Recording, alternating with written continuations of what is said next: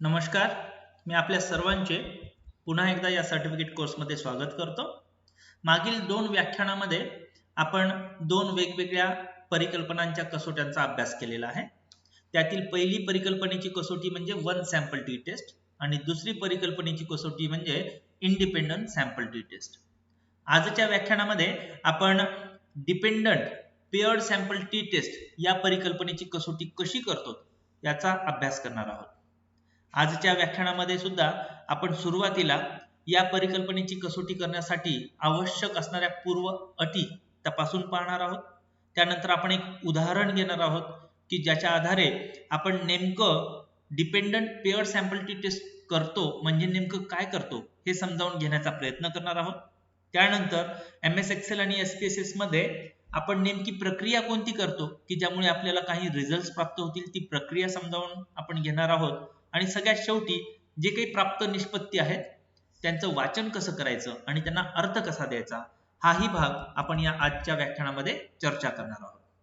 मी आपल्या सर्वांचं या व्याख्यान क्रमांक 29 मध्ये स्वागत करतो. या व्याख्यानाचं शीर्षक आहे dependent paired sample T test. आजच्या या व्याख्यानाची जी उद्दिष्ट आहेत त्यातील उद्दिष्ट क्रमांक 1 म्हणजे डिपेंडंट सॅम्पल टी टेस्ट ही जी काही टेस्ट आहे याची कसोटी तपासण्यासाठीची MS एक्सेल आणि S.P.S.S मधील प्रक्रिया समजावून घेणे यालाच आपण प्रोसेस समजावून घेणं असंही म्हणतो.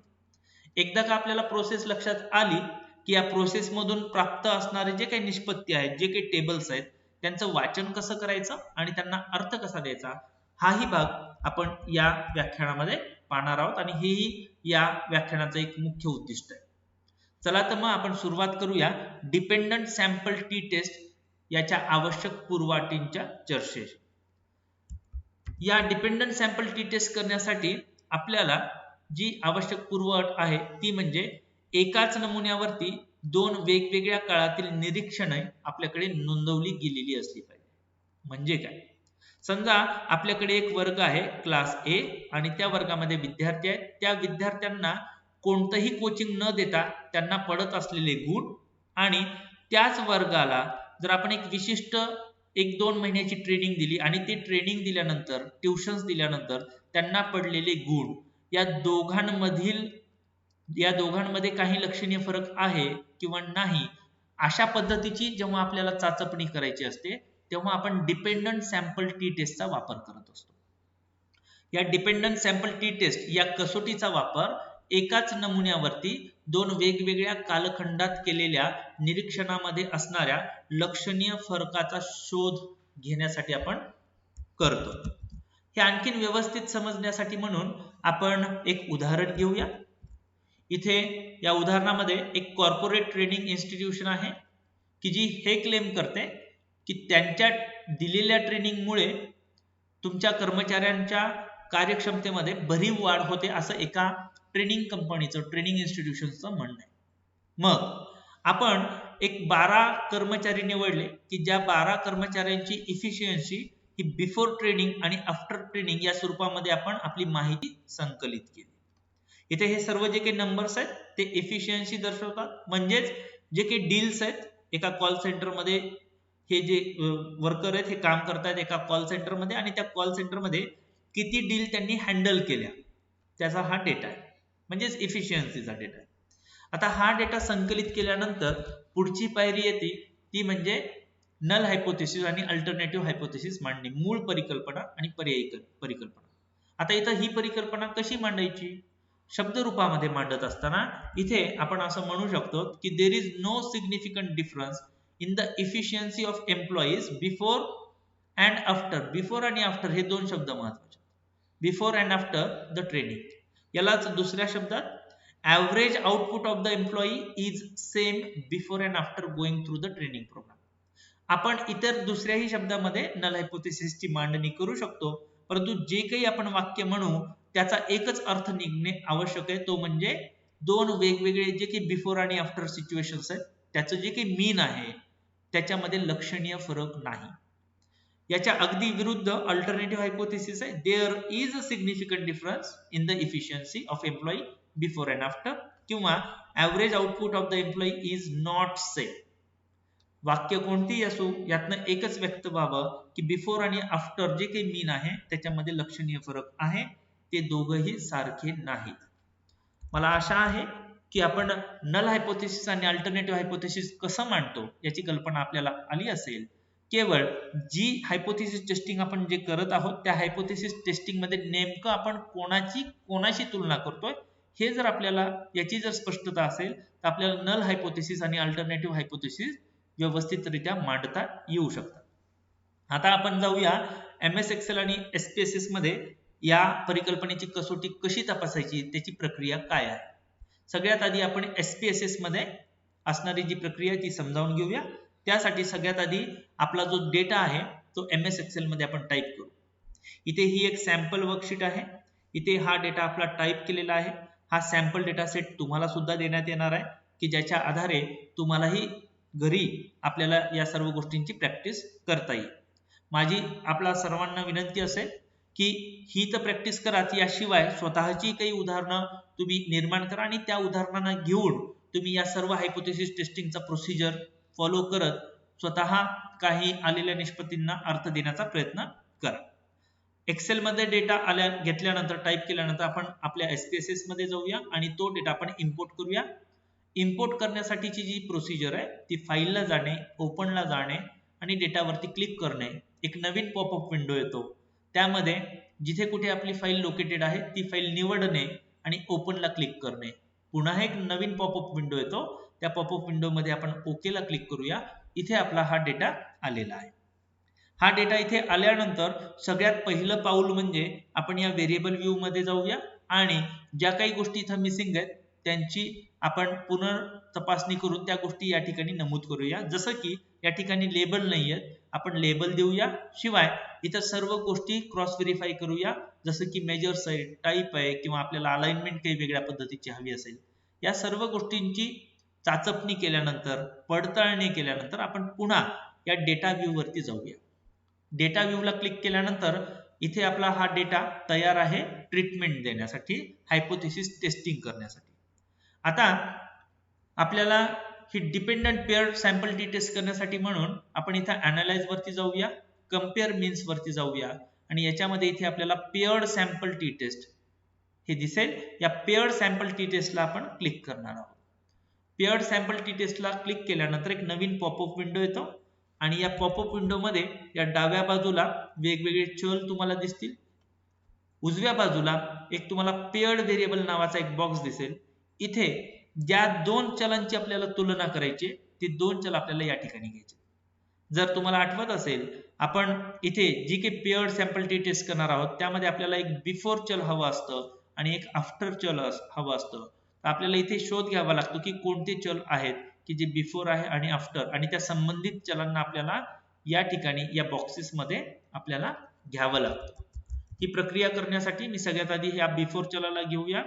क्लिक केल्यानंतर तो इथे येईल. त्यानंतर या दुसऱ्या चलाला क्लिक करून आपण या दुसऱ्या व्हेरिएबल मध्ये घेऊया. या दोन व्हेरिएबल्सची तुलना होणार आहे.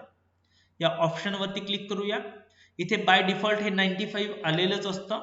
फक्त एकदा चाचपणी करण्यासाठी म्हणून आपण ऑप्शन्स वरती क्लिक करून एकदा हे क्रॉस व्हेरीफाय करायचं की हा कॉन्फिडन्स इंटरवल पर्सेंटेज हा 95 आहे का.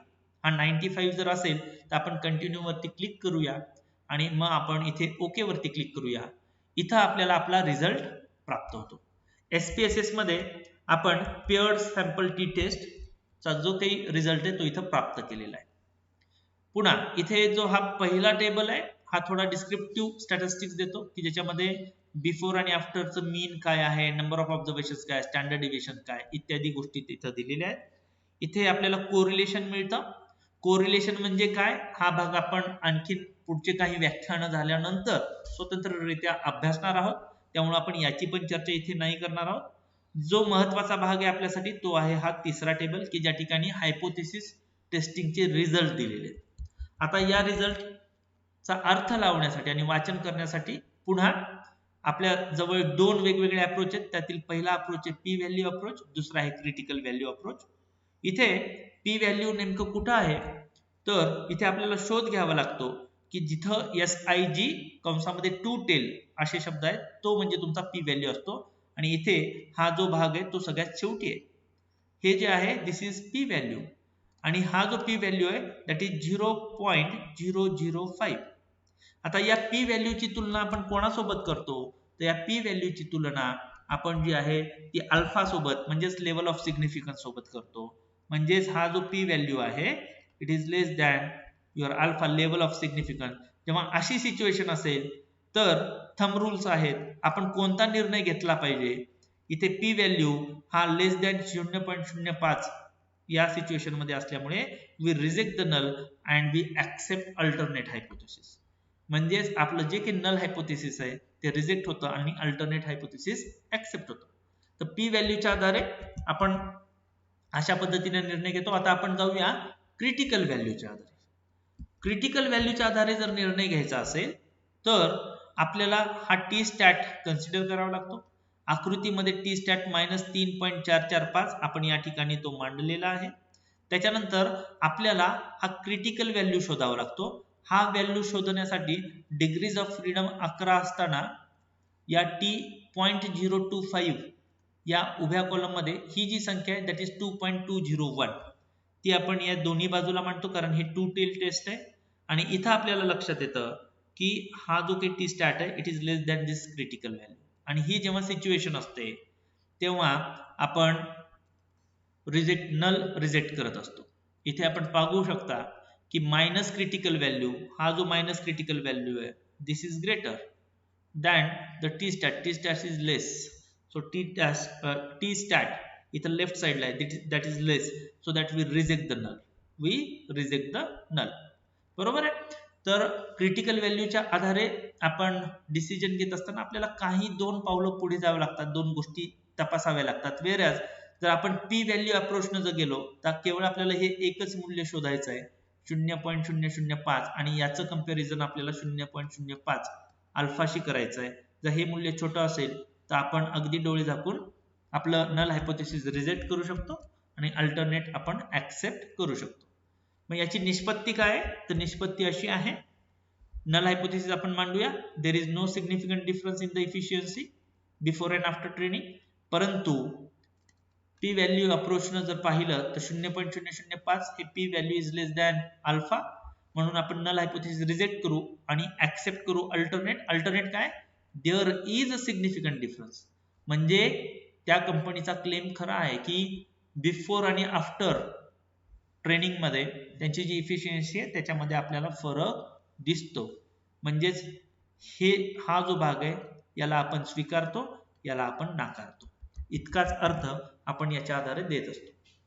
आता याच डिपेंडंट पेअर्ड सॅम्पल टी टेस्टला आपण MS एक्सेल मध्ये कसं काढतो ते आपण पाहूया. त्याकरिता आपण MS एक्सेल मध्ये डेटा हा जो मेनू आहे त्यावरती जाऊ. त्याच्यामध्ये डेटा अनालिसिस वरती क्लिक करूया. मग आपल्याला एक नवीन पॉपअप विंडो येतो. या पॉपअप विंडो मध्ये आपल्याला इथे T test paired two sample for means हे ऑप्शन दिसेल. या ऑप्शनला निवडायचं आहे आणि ओके वरती आपण क्लिक करणार आहोत. आपल्याला एक नवीन विंडो येतो, पॉपअप विंडो येतो. याच्यामध्ये आपल्याला 2 वेगवेगळ्या चलांची निवड करायची. व्हेरिएबल 1 त्याची रेंज निवडण्यासाठी म्हणून आपण हा जो पूर्ण व्हेरिएबल आहे बिफोरचा त्याचा डेटा आपण या ठिकाणी टाकतो आणि व्हेरिएबल 2 त्याच्यामध्ये हा आफ्टरचा डेटा आपण या ठिकाणी सिलेक्ट करतो. ही पूर्ण रेंज सिलेक्ट करतो. ती केल्यानंतर हे सिलेक्ट करत असताना इथं मी लेबलला क्लिक केलंय. त्याचं कारण हे आहे की ही निवड करत असताना मी त्याच्या नावासह केलेली आहे. याला क्लिक केल्यामुळे पुढे चालून त्याचे कॉम्प्युटेशन होत असताना पहिल्या रोला MS एक्सेल कन्सिडर करणार नाही. शिवाय अल्फा इथे लेवल ऑफ सिग्निफिकन्स 0.05 हा बाय डिफॉल्ट येतो. जर नसेल तर तो तुम्हाला टाकावा लागतो.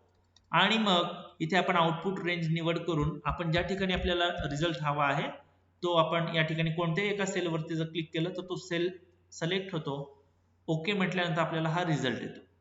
आता या रिझल्टचं वाचन कसं करायचं आणि त्याला अर्थ कसा द्यायचा. सगळ्यात आधी आपण पी व्हॅल्यू अप्रोच घेऊया. पी व्हॅल्यू अप्रोचचा जर वापर केला तर इथं पी व्हॅल्यू कुठे शोधायचा. ज्या ठिकाणी पी 2 टेल दिलेला आहे तो तुमचा पी व्हॅल्यू आहे आणि तो पी व्हॅल्यू आहे 0.005. याची तुलना या पी व्हॅल्यूची तुलना आपण आपल्या अल्फा लेवल ऑफ सिग्निफिकन्सी करतो 0.05. ही तुलना केल्यानंतर आपल्याला लक्षात येतं की दिस इज लेस दॅन दिस. जर पी व्हॅल्यू छोटा आहे आणि जर अल्फा मोठा आहे तर आपण वी रिजेक्ट द नल आणि ऍक्सेप्ट अल्टरनेट. ही एक पद्धती आहे. दुसरी पद्धती आहे क्रिटिकल व्हॅल्यूची. क्रिटिकल व्हॅल्यूच्या बाबतीत आपल्याला दोन गोष्टी हव्या असतात. पहिली गोष्ट टी स्टॅट हवा आहे, दुसरी गोष्ट क्रिटिकल व्हॅल्यू हवी आहे. टी स्टॅट किती आहे? That is -3.44. क्रिटिकल व्हॅल्यू काय? Two tail critical value 2.200. Fine. मग हे जरी प्लस असलं, टू टेल असल्या कारणाने आपण याला मायनस द्यायचं, कारण आपलं टी स्टॅट हे -3.344 आहे. मग आपण पुन्हा आकृतीमध्ये जर गेलो आणि इथं जर आपण बघितलं क्रिटिकल व्हॅल्यू या ठिकाणी -2.2 आहे, बरोबर आहे, आणि आपलं जे टी स्टॅट आहे it will lie somewhere here -3.44, कारण मायनस संख्या इकडे वाढत जातात. प्रत्यक्षात this is greater than this, बरोबर आहे, आणि हा रिजेक्शन एरियामध्ये येतो, त्याच्यामुळं we reject the null hypothesis. इथे बघू शकता टी स्टॅट -3.44 हे आलेलं आहे, and this t stat is less than -cv. -cv is -2.2. That is why we reject the null hypothesis. आता आपण कम्पेअर करूया MS एक्सेल मधलं आउटपुट आणि SPSS मधलं आउटपुट, दोघांमध्ये काही फरक आहे का. इथे जर आपण क्रिटिकल व्हॅल्यू बघितलं, इथे 0.005 आहे, इथे आपण जर बघितलं इट इज 0.005, म्हणजे दोघांचंही पी व्हॅल्यू सारखं आहे. जर आपण टी स्टॅट बघितलं, इथे -3.44 आहे, या ठिकाणी पण हे -3.44 इतकंच आहे. राहिला विषय या क्रिटिकल व्हॅल्यूचा. हा टी स्टॅट व्हॅल्यू आहे -3.44, की जी इथे आणि इथे दोन्हीकडे टी स्टॅटची व्हॅल्यू सेम आहे. क्रिटिकल व्हॅल्यूचा जर विचार केला तर टू टेल क्रिटिकल व्हॅल्यू जी आहे 2.200 ही फक्त एक्सेल मध्ये येत असते. जी क्रिटिकल व्हॅल्यू आहे टी टेस्ट मधली ती S.P.S.S मध्ये आपल्याला दिसत नाही. कोणत्याही हायपोथेसिस टेस्टिंग मध्ये जाऊया, क्रिटिकल व्हॅल्यू ही आपल्याला सापडत नाही. ही क्रिटिकल व्हॅल्यू शोधायची असेल तर आपल्याला स्वतंत्ररित्या टेबलमध्ये जावं लागतं आणि शोधावं लागतं. परंतु प्रत्यक्षात जर इथं पी व्हॅल्यू असेल तर पी व्हॅल्यूच्या आधारे आपण अगदी आरामात आपले निर्णय घेऊ शकतो. अगदी आरामात आपण नल हायपोथेसिस रिजेक्ट करू शकतो. एकंदरीत आपण आपल्या निष्पत्तीकडे येऊया. दोन्ही पद्धतींचा अभ्यास केला आपल्याला हे लक्षात येतं की आपलं नल हायपोथेसिस हे P value is if it is less than alpha, त्यामुळे आपण वी रिजेक्ट द नल आणि ऍक्सेप्ट अल्टरनेट. आणि अल्टरनेट काय ऍक्सेप्ट करतो आपण, तर there is significant difference in the efficiency of the employees before and after training. तर असे बिफोर आणि आफ्टर या स्वरूपाच्या जर काही गोष्टी असतील, जसं की एखादी सरकारी योजना असते, ती सरकारी योजना अंमलात आणण्यापूर्वीची परिस्थिती आणि आणल्यानंतरची परिस्थिती. न्यू एज्युकेशन पॉलिसी आहे, ती येण्यापूर्वीच शिक्षणाची परिस्थिती आणि नंतरची परिस्थिती.